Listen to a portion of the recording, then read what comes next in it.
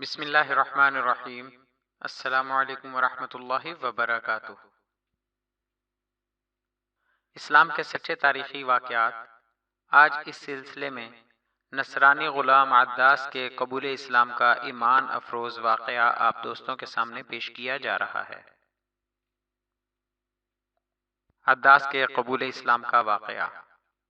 ابو طالب اور سیدہ خدیجہ رضی اللہ عنہا دونوں کی وفات کے بعد حضرت صلی اللہ علیہ وآلہ وسلم تبلیغ کی غرض سے طائف تشریف لے گئے۔ طائف بارونق شہر ہے اور موسم کے لحاظ سے عرب کا شملہ سمجھا جاتا ہے۔ مکہ معظمہ سے مغرب کی طرف چند میل پر واقع ہے۔ یہاں آپ صلی اللہ علیہ وآلہ وسلم کا ایسے لوگوں سے سابقہ پڑا جو ظلم اور سرکشی میں مکہ والوں سے بھی بڑھ کر تھے۔ طائف کے بڑے بڑے چودھریوں نے شہر کے اچکوں کو نبی صلی اللہ علیہ وآلہ وسلم کے پیچھے لگا دیا، جنہوں نے حضرت صلی اللہ علیہ وآلہ وسلم پر پتھراؤ کر کے آپ صلی اللہ علیہ وآلہ وسلم کو لہو لہان کر دیا۔ رسول اللہ صلی اللہ علیہ وآلہ وسلم گھبرا کر انگور کی بیلوں کے سائے میں بیٹھ گئے۔ مکہ کے ایک بڑے چودھری ربیعہ کی زمینداری طائف میں تھی۔ اس کے دونوں بیٹے شیبہ اور عتبہ یہاں آئے ہوئے تھے۔ رسول اللہ صلی اللہ علیہ وآلہ وسلم کو اس حال میں دیکھ کر انہوں نے اپنے نصرانی غلام عداس کے ذریعے پلیٹ میں انگور کے خوشے رکھ کر بھجوائے۔ نبی صلی اللہ علیہ وآلہ وسلم نے بسم اللہ پڑھ کر تناول فرمانا شروع کر دیا۔ بسم اللہ پر عداس کے تعجب کی کوئی حد نہ رہی۔ عرض کیا، اے صاحب، اس بستی کے رہنے والے تو یہ کلمہ نہیں پڑھتے، خدا را مجھے بھی اس کی حقیقت بتائیے۔ رسول اللہ صلی اللہ علیہ وآلہ وسلم نے فرمایا، تمہارا وطن کہاں ہے اور مذہب کیا ہے؟ عداس نے جواب دیا، میرا وطن نینوا ہے اور میں نصرانی ہوں۔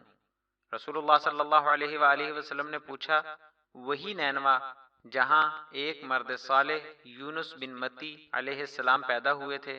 یونس بن متی بھی اللہ کے رسول تھے۔ عداس نے پوچھا، یونس بن متی کو آپ کیسے جانتے ہیں؟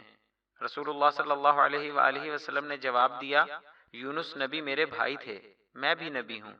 رسول اللہ صلی اللہ علیہ وآلہ وسلم کی زبان سے یہ کلمہ ابھی پوری طرح ادا نہ ہوا تھا کہ عداس نے سر سے پاؤں تک رسول اللہ صلی اللہ علیہ وآلہ وسلم کو بوسہ دیا۔